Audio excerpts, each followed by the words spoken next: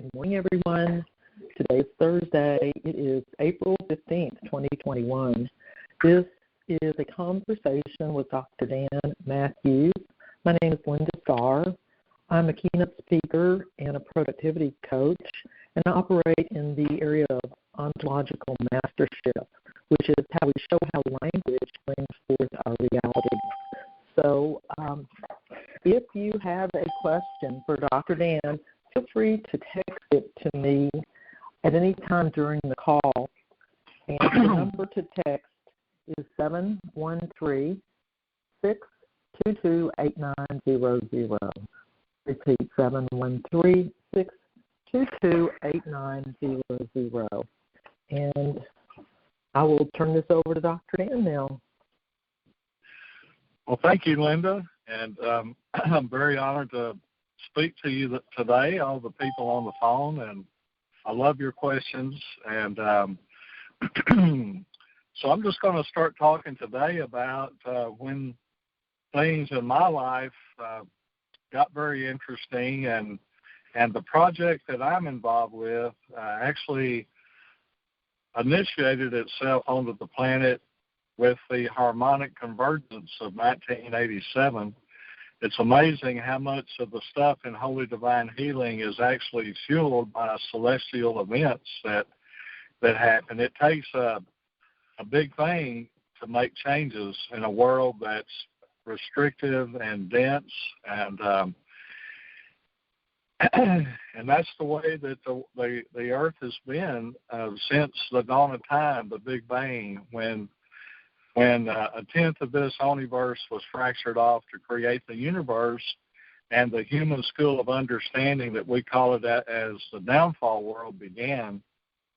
And we all landed in the first paradigm, which is where one dimension of reality goes into our consciousness. And and over time, we've got into the second paradigm, where two dimensions of reality go into consciousness.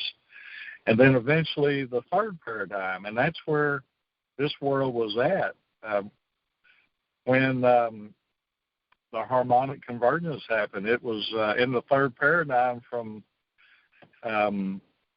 about the time change of BC AD up until 2003. That was when the fourth paradigm was integrated into the hard drive of the Earth grid. And so in that span of the first, second, and third paradigms, from the dawn of time until 2003, the average person has had between 6 and 12 million incarnations, have gone through all of their incarnations with the same 250-member soul family, and all of the lineage patterning and things of that nature. Well, we all showed up in this life with a loaded gun from all the garbage from our past lives and lineage patterning. And then the traumas in our life experience would pull the trigger on that loaded gun, and stuff comes out of nowhere on your plate for you to have to deal with. It just happens all of a sudden. And so people are full of all of that. And so 87 started the beginning of the pendulum swinging back the other way. And there were lots of wonderful light workers before 87 that had a tremendously difficult time in walking their sacred path. And I'm very grateful and honored by every single one of them. What a tumultuous, hard time that was. That's like living before electricity and air conditioning, and you're in South Texas or something, you know. A hard place to be. Well, we've had it good in this life in a lot of ways, and I started on this sacred path in August of '94. It began for me with a heat stroke and a visit to the other side of the veil, and an encounter with crystal light beings, and it put me on this path. And when I had that experience, and I'm coming back to the earth, and the voice of the messenger of the highest told me that all of us was put on this earth to learn to trust in our inner holiness. That's really the big picture reason we're here. And see, that's not human. The human thing to do when problems, worries, concerns, and issues come your way is to try to figure it out and fix it yourself. And that always puts you under the thumb of your negative ego and the beliefs of your authority, and a reward of fear, pain, and punishment, and getting you to respond in accordance to your beliefs. And that's a miserable path. And what I was told is that we were all put here to learn to live the parable of Christ consciousness, and that means to not to go there trying to figure it out and do it yourself, but follow these 3 passive steps in dealing with your problems and worry. Surrender, yield, and trust. You surrender your problems to your inner divinity, which is your higher power, to be dealt with. And the reason why is because that part of you is 100% conscious and knows all of life, whereas yourself is 10% conscious and has no knowing. And so it's just a much more logical thing to do is surrendering your issues to your higher power. And all you have to do to pay for that in full is to yield to the will of your inner holiness, meaning follow the whispering voice and gut knowing. And thirdly, show up in your day without apprehension and worry, and take your next step trusting the divine flow of life.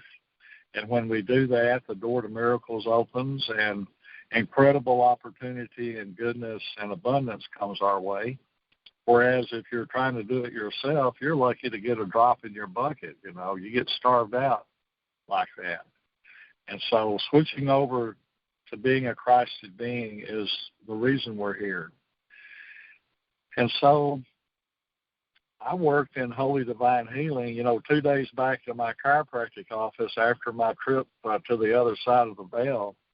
All of a sudden, the same method that I was using to discern the treatment of the day for my chiropractic patients, which was leg length evaluation, muscle testing, kinesiology, I discovered that I could communicate with people's inner holiness through the same process. And so that's why today I'm still working beneath people's feet. And that also puts me in my place, which is to be a servant to others, to do the will of their inner holiness for them. And so that's why I'm there. But I worked in this process of Holy Divine Healing for 9 years in the third paradigm before we got the first paradigm shift. And in that time, it was the wild, wild west.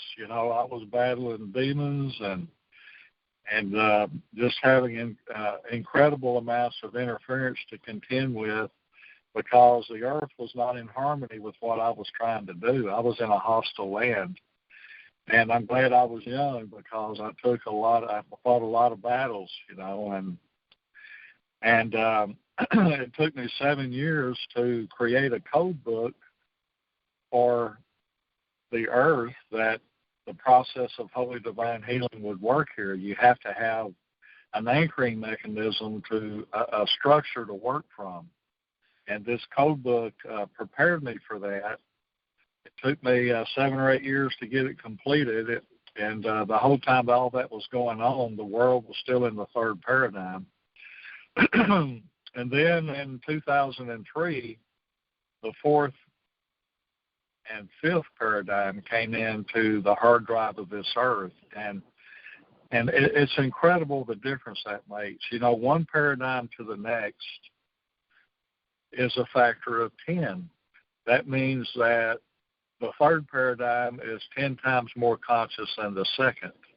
The second's 10 times more conscious than the first.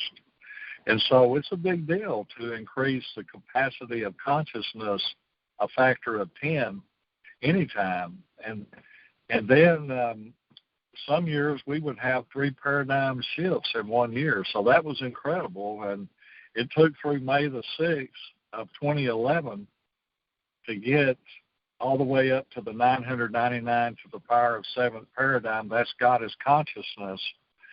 And then since Christmas of this last year, well, it was actually before Christmas, the 3 days of darkness between the winter solstice and the 3 days before Christmas is when the old paradigm of the androgyne consciousness was integrated into the hard drive.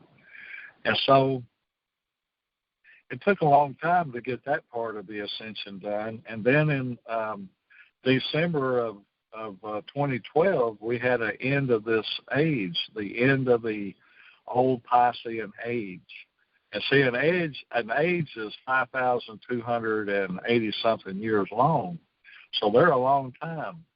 And in that Piscean age of the last one that was here, the Earth had a three-dimensional grid system, and you know, it was a world that the Earth actually supported being in belief consciousness and being dominated and controlled by the authority of your outer world through your belief, because your belief is always programmed into you through a voice of authority.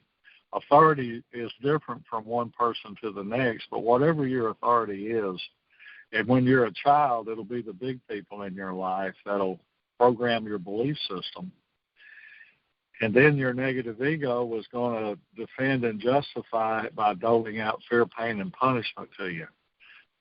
And so we really was moving along really fast, and we went from this linear timeline, third-dimensional grid system of the old Piscean age into the Aquarian age. That was the end of the Mayan calendar, was the end of the Piscean year, or the Piscean age. And then this Aquarian age started up in December of 2012. This is the next 5,280-some-odd year-long age. And it has an exponential time-space coordinate system instead of a linear timeline, and a 999 to the power of 7th paradigm grid system. So all of a sudden, we went from a world that nurtured and supported belief consciousness. We're now in a world that nurtures and supports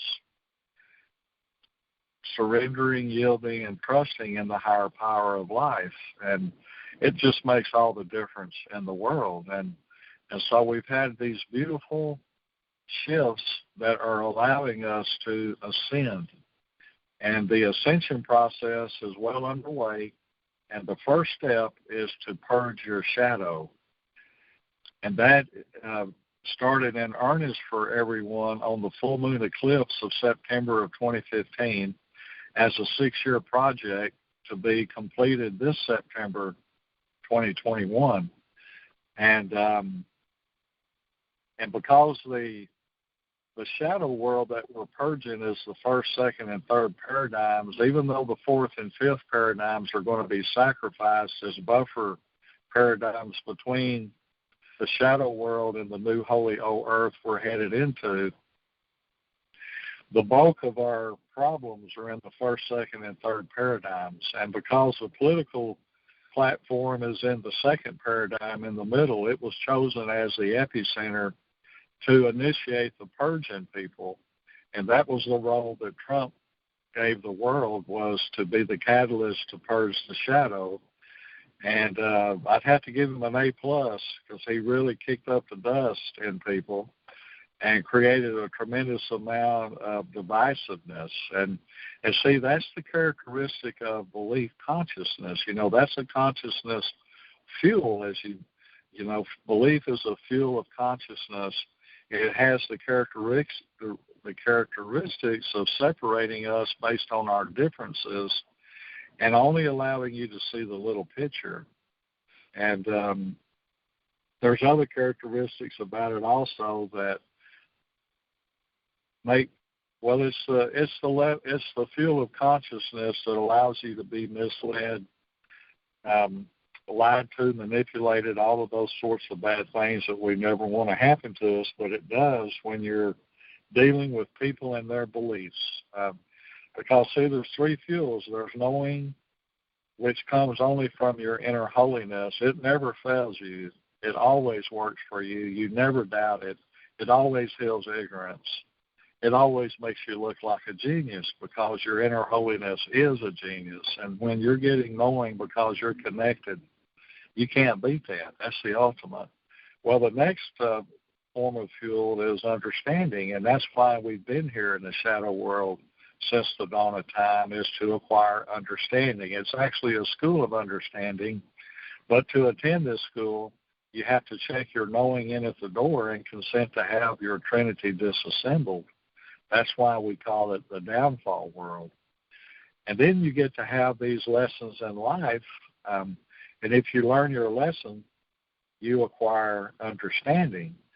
And if you learn to be grateful for the lesson that you've had, which is usually hard to do initially, you have to let time pass to lose the steam, because those lessons can be real butt-kicking. But if you learn to be grateful for the lessons that gave you understanding, your understanding will morph into wisdom. And that's the highest expression of understanding that you can have. Well, understanding, you get that from mastering, comprehending your life lessons, and by developing an area of expertise in your life through repetitively doing a labor or a work in life for years and years and years, based on the education that you had to acquire to learn how to do that, or simple apprenticeship of learning how to do things and then doing it repetitively over time, you develop an expertise in an area of life, and that is understanding, and that will also heal ignorance. Well, the rest of life that you do not know or understand, that's all under the umbrella of belief, and that's why it's thin ice, and you have to discern when people give you their opinion, is it coming from their knowing, understanding, or belief? Now, people in the shadow world, especially if they got a big puffed up ego, they're going to want to try to tell you that their belief is their knowing, but it won't demonstrate into life that way. And the problem with belief is, for one thing, you have it about what you don't know or understand, but when it gets challenged in life and negativity encounters it, they usually always crumble to doubtful. You doubt your belief when it's challenged in life and it's not working for you. And another thing about belief is you cannot ever heal ignorance with it. Belief actually creates the environment for ignorance to proliferate. I mean, if belief would heal ignorance, there wouldn't be any ignorance, because people have plenty of beliefs. And nobody knows about heaven and hell and reincarnation, but everybody has beliefs about it. And so you have to discern when information you're receiving is somebody's opinion based on belief. And as my grandfather used to say, the most ignorant people are the most opinionated. He also would say, idiots give advice on things they neither know or understand, and fools take it. So you have to be aware in this world, and with people, you trust people when they've demonstrated they're trustworthy, and not a day before. You have to earn trust from people. They have to earn your trust. Now, your inner holiness is 100% 80-degree different from that. You trust your inner holiness from the get-go, and it'll trust in you, and your unfoldment will unfold beautifully. So we're continuing on in purging our shadow is the primary thing, but at the same time we're doing that, we're also building a new infrastructure for this new holy old earth that we're about to descend into. And that actually will begin once we get through the purge, Armageddon, and the rapture. And somewhere in there, I haven't been able to get a sense of when that apocalypse, when we have the awakening, we go from our belief to our knowing, and we get to perceive the illusions we thought were true that were based on our beliefs. We get to have that awakening, and that's a joyous thing. And also the Armageddon event of the end of the world of belief consciousness is another purification act to get into the new holy old earth, as is the rapture, which will redistribute everyone into these 8 civilizations of the new holy old earth, so that everyone will be in their perfect environment for their continued ascension. So the ascension part of our being will be in these 8 different civilizations. So people won't all be in the same place with that. But in other aspects of life, that probably will not be the case. But I don't know what that's going to look like yet. Like I say, I'm really only a half a step ahead of the average person. I like everyone else, has a shadow to purge, and just because you have a sacred gift does not excuse you from transforming your human condition. I get to do that first. In fact, that's the way it is with 177 million light workers on the planet. You have a human condition to purge just like everyone else. And if you're a light worker, you get to do your purge first so that you can then go help others get through theirs. So that's kind of the way it all works, and that kind of puts it in perspective of the way I'm looking at it. And now I'm open to questions about all that or anything else you want to ask. Yeah. Okay. Question time. Excellent. Well, thank you for that overview. First question. When you talk, we were put here to follow the parable of Christ consciousness. Would you say that was the same lesson that Jesus was teaching when he to ignore the outside world and go inside and listen to your inner knowing? Yeah, Jesus had a Christian consciousness, and he was, in the human existence, we see things in a personification. It has to take a form to make it real. And that's just because of us, not because of what's actually real. But, in the shadow world of belief, in the context of religion, Jesus represents the element we call Christ consciousness. And I've always thought that the second coming of Christ was about people grasping this level of consciousness and implementing it into their life instead of trying to do it and fix it yourself. It's just to do this parable of Christ consciousness. And so that's what I think it is.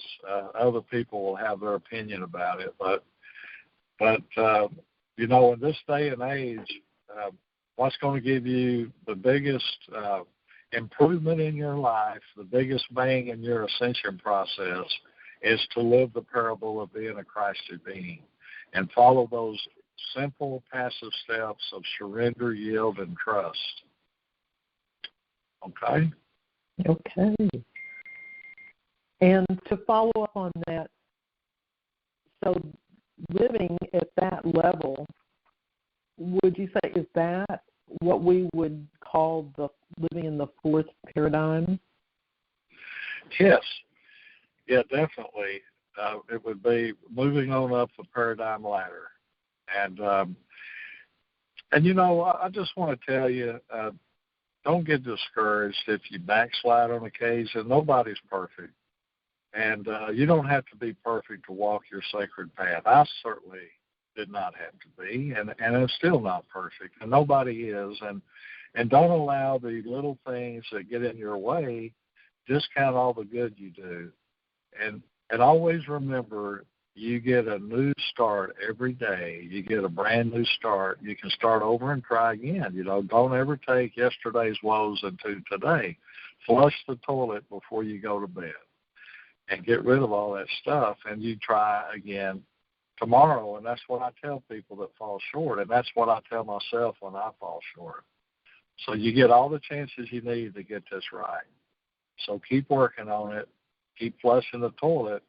And forgiving yourself is one of the most important things you can do, because unforgiveness blocks opportunity and goodness out of your life. So you have to forgive others.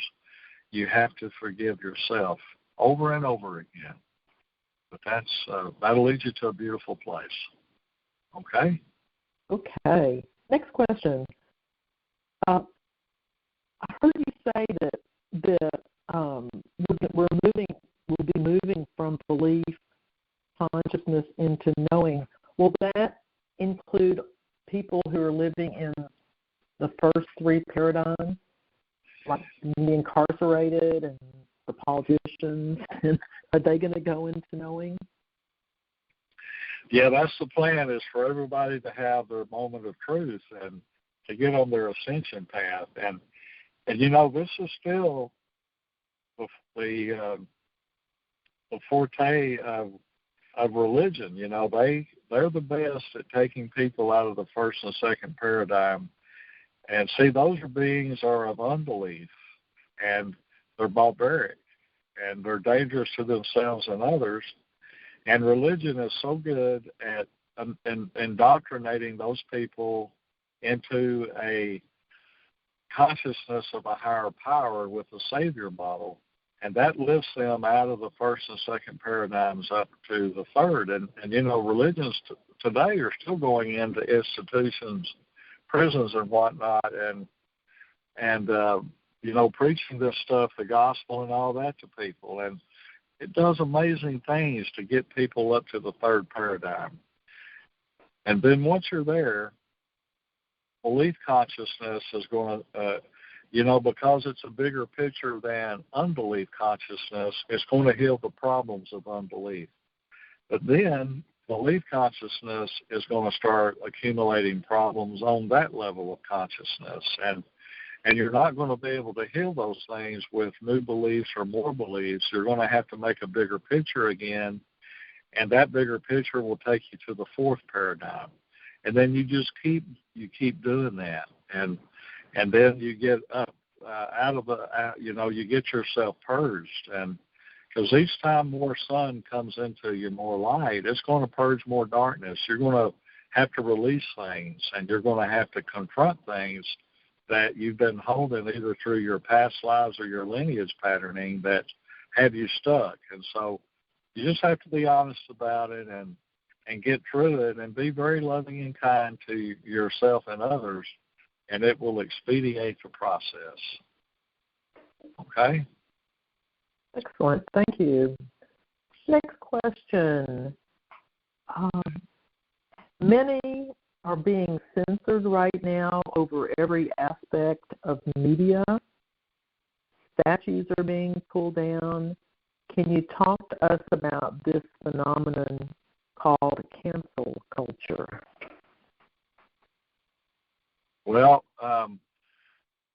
you know, I hear these things to my listening audience here. I don't do technology. I just have a flip phone. I don't even text, so I'm not involved in that world. And but I do understand that free speech depends on having liability laws. And see, the internet was exempt from that, whereas like newspapers are not. You know, if newspapers put out falsehood about you, you can take them to court and sue them for liability. Well, you can't do that to the internet. And see, the problem is that from what I can tell, most of that internet stuff is based on somebody's belief. I've heard it. You know, somebody sent me something to my wife's email, and I was watching it, and the guy kept saying, "I truly believe," and I'm just sitting there going, well, that's not the fuel of consciousness that I'm going to, you know, make my bet on, because I've been fooled a lot of times through that sort of stuff, and so you get away from accurate reporting, you get into hearsay and people's opinions. Well, that can cause a lot of harm and damage to people, and so the internet platform, you know, they're in serious hot water. They're about to lose their freedom of liability laws, and so their only method of protecting themselves is to start fact checking. Well, you know, in the human shadow world, all the facts in the world can add up to one big lie. There ain't no doubt about that, and so you wind up with censor. So you're either going to have liability or censor, and I vote we have liability. You know, if you don't know the truth about something, you don't need to be putting it out there in the public to harm a person's reputation or to cause them, you know, economic damage through like some kind of a counsel thing, you know. And so being truthful and honest goes a long way, and I'm not impressed with the quality of honesty and stuff that's floating around out there of the internet world. So that's where the problem is. And so you're either going to have liability or censorship. But liability goes with freedom of speech. If you want freedom of speech, you just got to have liability with it. You can't have censorship, and that takes away freedom of speech. So, if you're looking for freedom of speech, you got to be responsible for what you say, and it's got to be beyond fact. It's got to be the truth. Facts can be very misleading. Okay, that's my thought about that. Thank you. All right, next question. Can you say more about the crystal light beings and their place in all of this? Yes. There's a lot of space in the 9 clusters of the all that is the Holy O. It's got over 62 million omniverses, and one omniverse is 10 times bigger than a universe. Well, we're not all celestial body forms. There's all kinds of intergalactic beings in these 9 clusters, way beyond the universe. And there's the beings of the crystal light structure. And they are very high consciousness. They're way beyond anything you're going to find on this earth. And they're very much involved in the ascension of this little tiny universe and this one omniverse out of 62 million plus. But the thing is, until the dilemma on this earth is corrected and the universe is rejoined back into the omniverse and all of the corrections are made, the rest of the 9 clusters is not whole. And they all want to be whole. And so they're all working on the project at their level of involvement with the healing of the earth and our universe back into the omniverse. And so these beings are very high conscious. The crystal light beings that are stationed in the moon portal are of the very highest consciousness, and they determine what you put in there, where does it go. If it's parts and pieces of your former holiness, they're going to clean them up and return them to you. If they're parts of the model of one that came here on the planet of the model of one from a system of one outside of the 9 clusters, it's going to send it back there. So there are no junkyards or scrap heaps left over. Every aspect of the downfall is processed and cycled by these crystal light beings to put it back where it needs to be. Okay? Yes. So their job is primarily to assist us in this ascension, and they benefit because we complete the omniverse. Exactly. Yeah. Thank you. All right, next question. Can you expand on the energies in September 2015? And we're getting short on questions here, so if you have a question, send it in, please. Go ahead. Yeah, we all knew the eclipse was coming. It was a big deal back when it happened. You probably forgot about it, but on that full moon of September of 2011, it was kind of partly cloudy in Little Rock. And is that 2011 or 2015? 2015, I'm sorry, yeah, September of 2015. Thanks for that correction. Anyway, me and my wife, we went out in the middle of the street. We live on a cul-de-sac. We walked out in the middle of the street looking up at the moon, and I always check if I'm supposed to do something on some sort of a celestial big deal date, and I thought this one was, but it said no. I wasn't supposed to do anything. And so we go out in the street and we're watching this, and the very instant that the moon went behind the shadow of the sun, I was told to get to my workstation.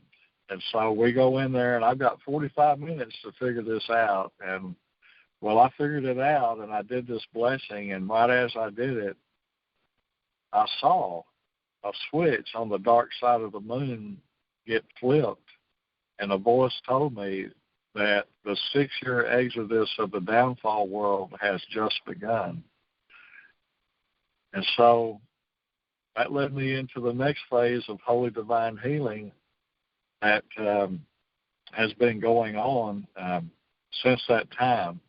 And that's really the source. I mean, they've got the energy changed on the earth going through the photon band and such that nothing of density or discord is going to be able to survive this.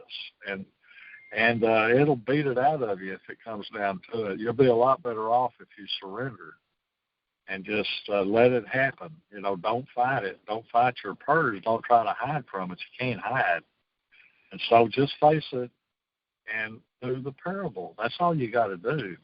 That's the easy button on how to deal with all this. But that's when it started, and so it says it's going to be winding up here in September of this year, and so I'm just trusting that and going along with everything, and I'm just on this on the journey like the rest of us. Okay. Okay. Next question. What does it look like when your holiness trusts in you? Well, what it looks like is the trust that you give your holiness is rewarded, and things open up and things move for you. You get new thoughts and ideals. Old burdens are lifted off of you. Just wonderful things happen, and it's all based on you trusting in your inner holiness, and it's going to trust more in you, and things will open up, and you'll get a greater and greater response on your sacred path. And so that's what it looks like. Could you give us some examples of some of the snowflake gifts that you're observing in the people who you've been clearing privately? Well, You know, there's a vast array of them since, you know, no two are the same. And, but, you know, your gifts coming up are a product of your willingness to walk the path that's before you, you know, play the hand that's been dealt to you. And do the parable, and things will just open up, and the most amazing things will happen. You'll get a higher level of understanding of what's being asked of you. And the one thing I know for sure is the force of the higher consciousness never sponsors a flop. They kind of, you know, they can take you to the 33rd dimension in your sleep and find your truth. And you can't lie, you know, you can't deceive your way out of something with these beings. They will find your truth, and they will make the next proposition in your own recovery based on your truth. They're not going to support a flop. If you can't do something, they're not going to put it on your plate for you to do. So if it is on your plate, you can do it if you put your mind to it and work with your inner holiness. And the gifts are so varied. I mean, I can't really tell you what my gift is other than I'm a servant to do the will of people's inner holiness. And it's just hard to articulate things that are from a higher consciousness. You know, you can articulate things from the level you're on or lesser, but it's really impossible to do that into the higher realm. We have no words for it, really. But, so that's. I've heard that when we step more into our calling, that we fundamentally become either healers or teachers who heal or healers who teach. That was sort of you'll be multitasking. Okay. Yeah. Right. Next question. Do you have a good suggestion for managing inflammation in our human bodies? if you're talking about your health, I can tell you some general guidelines about that. You see, it's natural for your body to be healthy. That's a natural state of being. And to be in that flow of the natural state, there are bases that you have to touch. For one thing, in general terms, you have to learn to like what likes you back in your diet and your lifestyle. You know, when we're young, our youth overrides a lot of bad choices and decisions we're making. And when you get older, those things are amplified. They're not made less than, they're made more than. And so things will catch up with you. And so you have to be willing to change. And that's a hard thing for people. You get real hooked into what you want to eat, and until you experience a difference, you're not going to have the motivation to change so much. Now, when people get diseases and things of that nature, they're more willing to change, but normally they're willing to change when it could be too late to get the desired effect. So you have to be willing to change when things are not so bad for you yet. And so learning to like what likes you back, I promise you, your body likes a plant-based diet. I've proven that to myself, and I see that in a lot of people that have chosen to do that. In fact, 70% of the people that will do a plant-based diet for 2 weeks never go back again because you feel so much better. You don't feel it doesn't take near as much energy to digest your last meal when it's plant-based. And so if you like feeling good and being energetic and youthful, that goes hand in hand with the plant-based diet. And, learning about your health is, for a layperson, it takes a lot of effort because our society does not teach that. Our medical system is a crisis management system. They will let you eat all the bad junk you want, and then you get sick. That's when they start giving you drugs or cutting something off of you, making money. And, we're a money-making country. And so our so-called healthcare industry is really a crisis management industry, and their concern is your survival, but they let you do bad things because it's good business for them. And if you want to learn how to be healthy on a daily basis and have a high quality of daily living, well, there's a whole other system that you have to learn to incorporate into your life. And since it's not mainstream in our country, you have to bother to learn about it. And, detoxing your body in the spring is very important. You don't let waste build up in your body for 60 years and wake up one day and think you're going to clean that out in an easy manner, man. You have to do housework along the way. You got to keep your body in shape just like you do your home if you want it to last and look good and build equity for you. You can't, put a roof on 50 years ago. It's leaking now, and, well, you're doing a lot of damage. So you have to wake up, and you have to learn what you got to do. And the stresses and strains, physically, emotionally, mentally, that we encounter, that causes your pulse to get out of synchrony. It causes your electromagnetic field to load up with negative emotions. Well, that stuff will choke the life out of you. You have to learn to maintenance these things as you go through your life. And you'll do it while you're feeling good, but it'll make you feel better. And so it's like you have to put effort in to having a high-quality daily living. And you're not going to learn how to do that by an industry that makes their money off of your ills. Okay, so it's not mainstream, so you're going to have to bother to go learn about that. But that's how you stay healthy. Okay. What percentage of those of us on this call do you suspect might pulse be out of sync? Well, if you haven't had it synchronized in the last month, it's probably out of sync. Who synchronizes pulses? Where does one go get that handled? Well, I don't know all of them for sure, but I do know in chiropractic there's a technique that goes by its acronym BEST.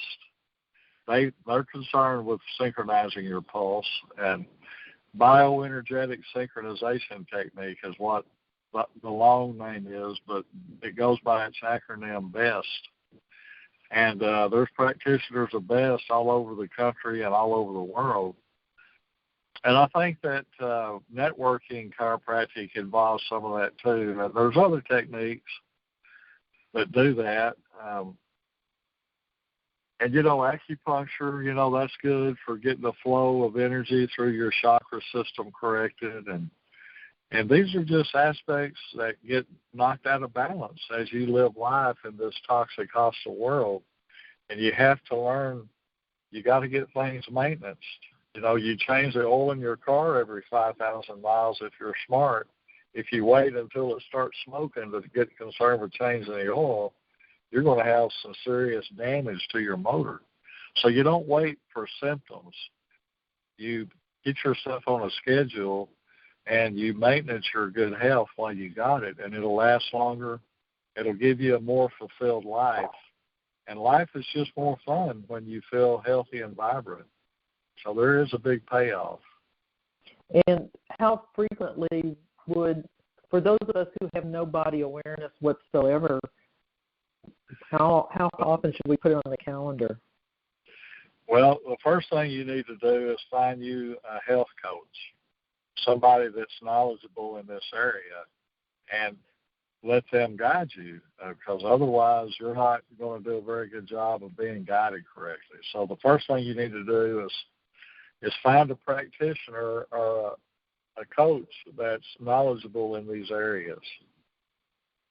So you gotta find out about it and then start doing it. It's all very sensible, and it's a very smart thing to do. Okay. And a health coach, where would you start to look for that? How would you even know? You're just going to have to investigate in your area, and you find some people that, every place has light workers. Every place has alternative practitioners that are focused on your quality of daily living, staying healthy and well instead of treating your disease and disorders. They're all over the place. You just gotta seek. That's the thing. You gotta seek it out. Excellent. Next question. This says, just interesting that 5,280 years is an age, and 5,280 feet are in a mile. Do you think that means anything? Well, there could be a little change. It might be 82, 83. I don't really know, but that's the general size of an age. Maybe I said that number because a mile came to mind or something, but I'm not saying that those are the same. I'm saying they're pretty darn close, though. And, so I'm not saying that it's the same. All right. They're close, yeah. Next question. Could you explain a little bit about the part of the parable of Christ consciousness that says all issues of harmony in my life are my own? Is all misfortune that befalls me my fault?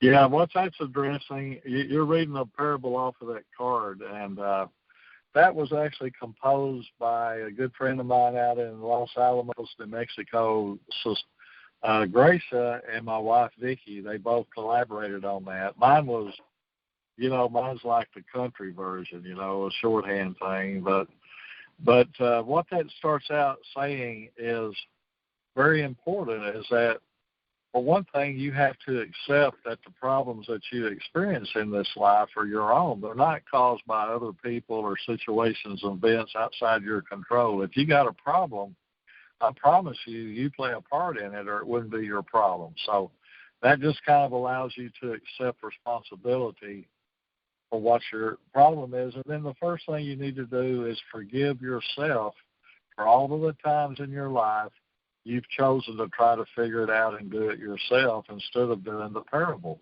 You have to forgive yourself for that. And then the next step is to surrender the whole 9 yards to your higher power to be dealt with. And then you have to yield to its will in your life by following its whispering voice and gut knowing. And then you have to show up in your day without apprehension and worry and take your step in trusting the divine flow of life. Once you've mastered all those steps, a door to miracles will open into your life, and amazing opportunity, goodness, abundance, all kinds of the good things in life will come your way.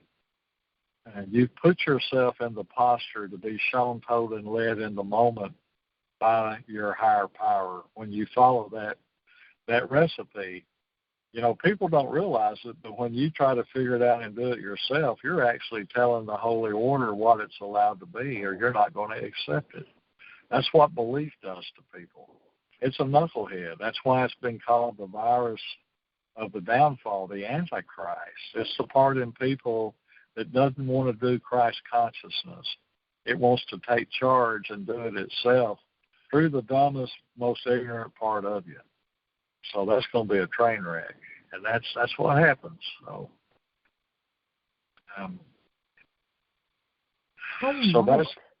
that's how you do the parable. All right.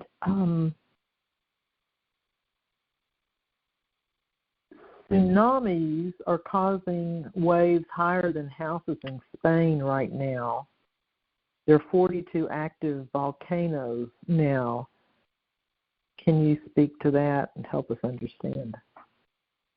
Yeah, just like humanity is purging its shadow, the earth also went through lots of compromises in its own downfall, and that's being purged out of the earth now. So there's a lot of shaking and baking going on. And, the humanity, the earth, and the inner earth are all now held in a trinity of wholeness. And they're all three going through their transformations of going from a downfall world back into a holy order. And earth changes are to be expected. Okay? And I don't personally think it's got a thing to do with what humanity has done to the earth, although we do definitely need to be conscientious and be good to the earth. That's how we are in the holy order. But in the downfall world, our crystal light body and our land and water grids were all separated from one another at the Big Bang at the dawn of time.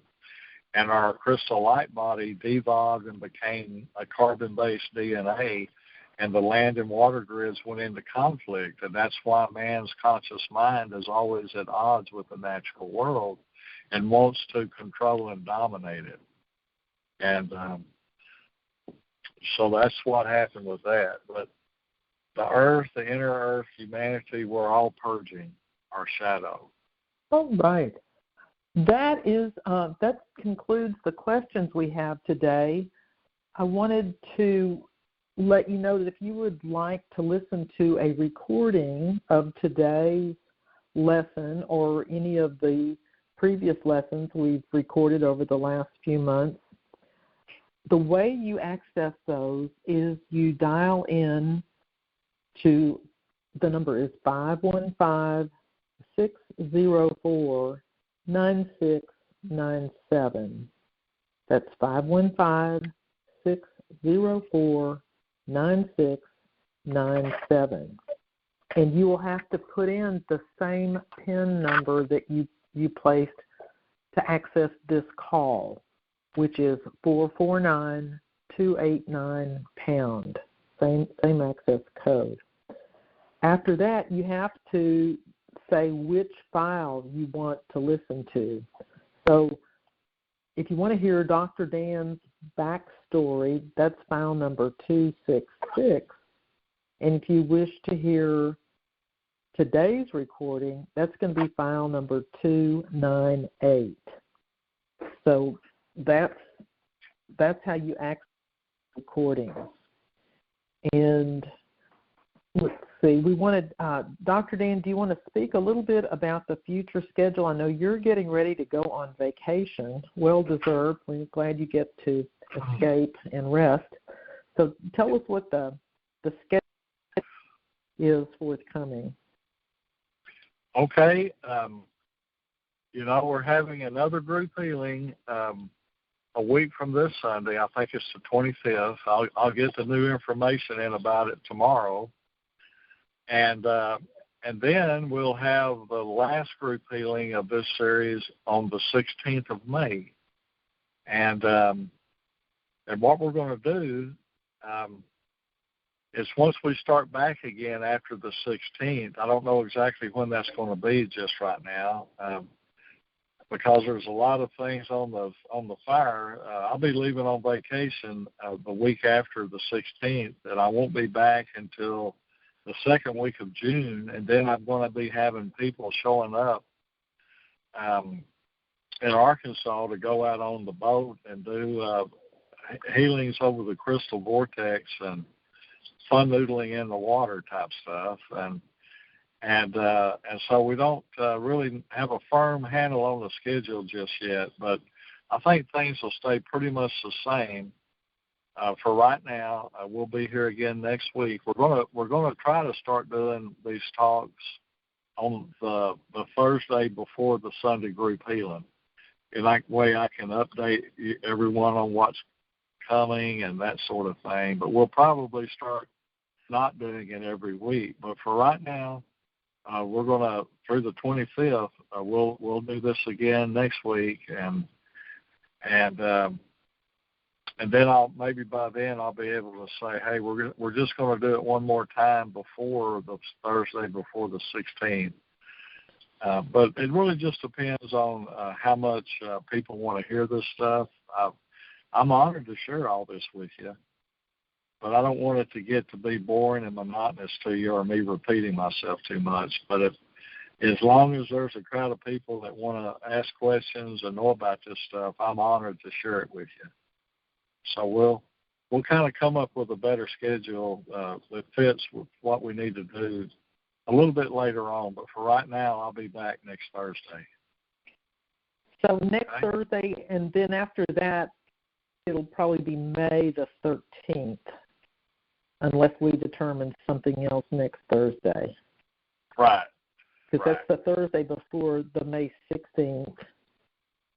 Yeah, and when I get back on the 13th, I'll give a schedule for when I'm coming back, okay, so people will know. Okay. One comment just came in and says, we love it when you repeat because we have so much to learn. All right. Okay. Wait. Don't go away yet. So your phone number... No, sorry. Got it. So do you want to tell us about the Arkansas healings? The Arkansas healings you're going to be doing in Lake Waukesha, and how do we schedule that? Well, Arkansas is a geographic wonderland, and if you're interested in crystal digs, crystal shops, or looking for diamonds, that sort of thing, you're going to need more activities than just coming out on the boat and getting a treatment. And I'm also concerned a little bit about the virus situation. If that cools off, I'd love to get that over with. I don't think it's leaving until September, but we'll see how that looks. But what I'm going to do is take people. I want to do 5 people at a time. My boat that would be a comfortable amount, and I could get 5 people done in 3 hours. And while you're not on the table getting a treatment, you'll be in this crystal vortex water. It's the cleanest lake in America. It's just amazing. It'll balance every molecule in your body, and you'll be hooked forever on that. But we'll go out on the boat and have a great time. It's a wilderness lake also. There's no houses on it. You're out in the wilderness where you find yourself a cove or something. and there's plenty of them. And so we'll just have a great time. But we're going to start that up this summer if we're allowed to do that. Okay, so we just call you in order to set that up? Yeah, you'll just call me. I'm not taking scheduling of it just yet. So, you're going to need to wait a little bit longer before you do that. Okay? All right. Well, I think we're complete here. So straight up 11 o'clock. So I'm going to say goodbye, everyone. Have a fabulous time. Talk to you next week. Thanks.